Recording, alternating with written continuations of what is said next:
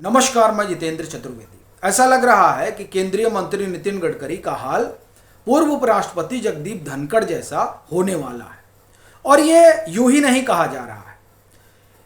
ऐसा कहने की वजह वो टीला है जिस पर, या मैं कहूं कि जिसके प्रभाव में इस समय केंद्रीय मंत्री गडकरी हैं। ऐसा ही प्रभाव पूर्व उपराष्ट्रपति जगदीप धनखड़ पर भी था एक समय में। अब आप कहेंगे कि ऐसा कौन सा यहां प्रभाव है? तो ये जो दिल्ली का लुटियन टीला है, ये कमाल का है। ये चलता कैसे है? कांग्रेस और उसके इकोसिस्टम के जरिए।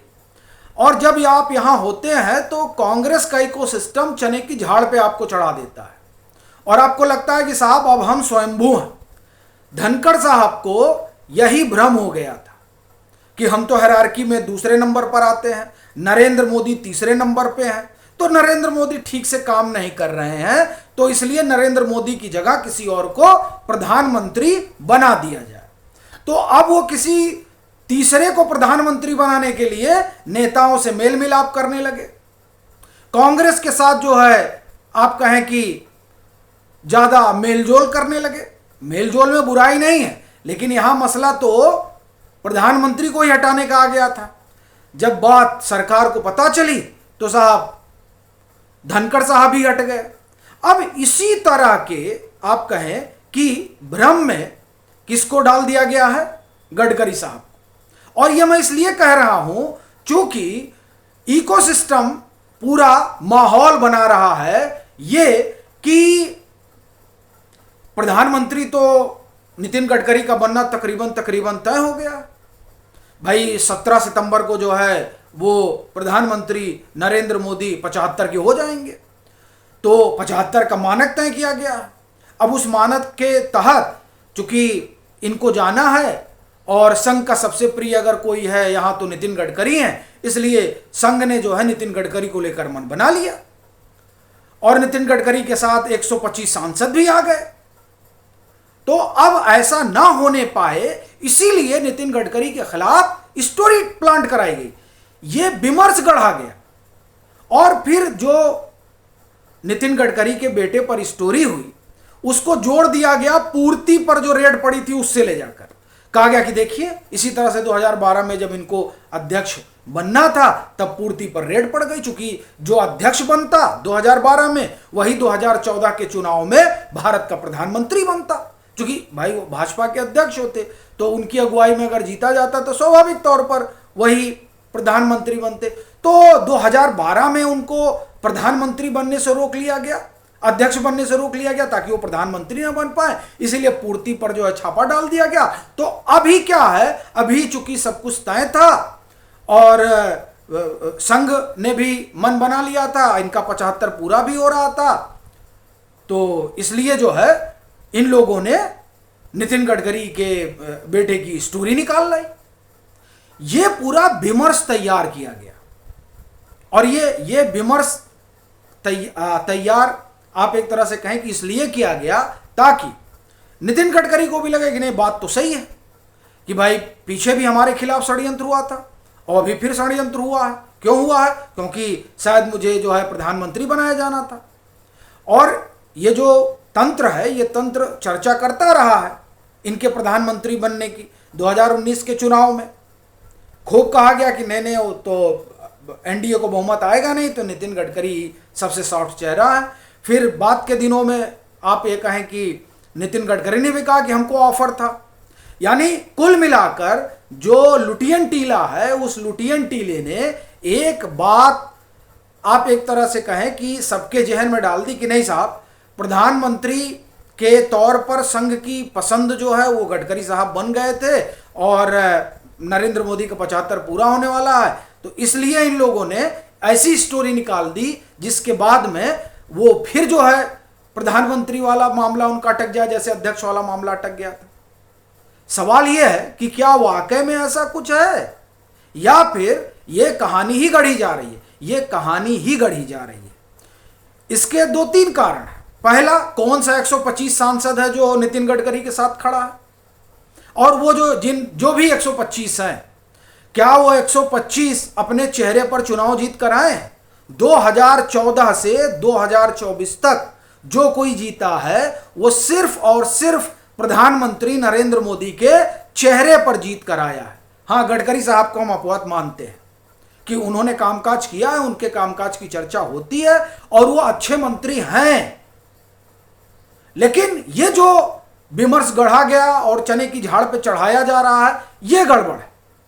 यही काम धनखड़ साहब के साथ किया गया तो वो बोल्ड हो गए। ऐसी ही कोशिश वाजपेयी जी के साथ हुई थी। जब कहा गया कि वाजपेयी जी तो अच्छे, पार्टी खराब है, तो वाजपेयी जी ने कहा कि इस अच्छे आदमी का आप क्या करिएगा। वाजपेयी जी बड़े राजनेता हैं, वो समझते थे कि कांग्रेस किस तरह के पैतरे खेलती है, लेकिन ये पैतरा धनखड़ साहब नहीं समझ पाए। अब लगता है कि गडकरी साहब भी नहीं समझ पा रहे हैं, इसीलिए वो कहते हैं कि जो जितना ज्यादा मूर्ख बना लेता है उतना बड़ा नेता बन जाता है। ये सब कहने का क्या मतलब है? इससे एक चीज समझ में आती है कि वो कांग्रेसी इकोसिस्टम और उस लुटियन के बुने हुए ताने बाने में फंस चुके हैं।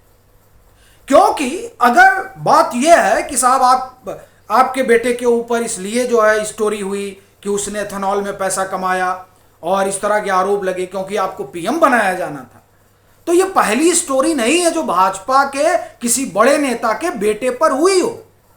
इससे पहले राजनाथ सिंह के बेटे पर हुई। उस समय राजनाथ सिंह केंद्रीय गृह मंत्री हुआ करते थे और अभी अभी सरकार बनी थी, उनके बेटे पर आरोप लगा।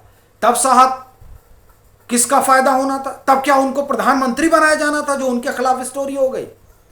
अब कुछ लोग कई नाम लेते हैं, अब चूंकि जो है नहीं उसका नाम क्या ही लिया जाए, लेकिन कहा गया कि नहीं ये उन्होंने करा दिया था। अब वो नहीं है, वो बड़े कद्दावर और ताकतवर नेता हुआ करते थे भाजपा में। अभी उनका 2 साल 3 साल पहले निधन हुआ, तो इसलिए मैं नाम उनका नहीं लूंगा। मेरा कहना यह है कि राजनाथ सिंह के बेटे पर जब हुई थी तो क्या वो प्रधानमंत्री की रेस में थे? और सब छोड़िए, जिस कहा जाता है ना कि नितिन गडकरी के पीछे गुजरात लॉबी पड़ी हुई है, वो नहीं चाहती है कि वो प्रधानमंत्री बने, अमित शाह खुद प्रधानमंत्री बनना चाहते हैं, इस तरह की तमाम बात हो रही है। अमित शाह के बेटे के ऊपर स्टोरी हुई थी, द वायर ने की थी। अब सवाल उठता है तब उनके पीछे कौन पड़ा था? भाई सबके पीछे तो गुजरात लॉबी पड़ी है, तो गुजरात लॉबी के पीछे कौन पड़ गया था? और उस समय क्या अमित शाह प्रधानमंत्री बनने जा रहे थे जो उनको प्रधानमंत्री बनने से रोका जा रहा था?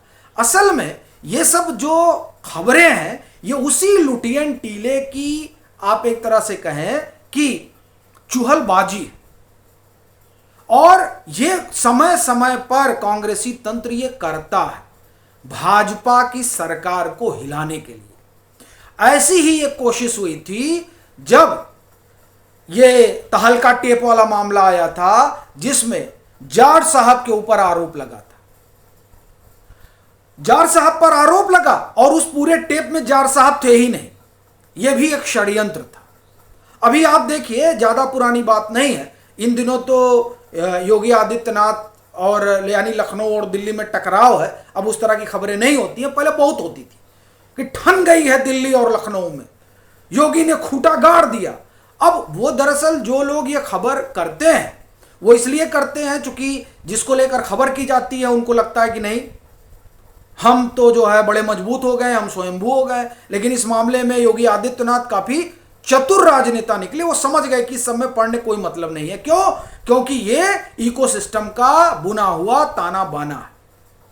यही बात गडकरी साहब को भी समझनी होगी और इस तरह के बयान से बचना होगा कि जो जितना ज्यादा मूर्ख बनाता है वो उतना बड़ा नेता होता है।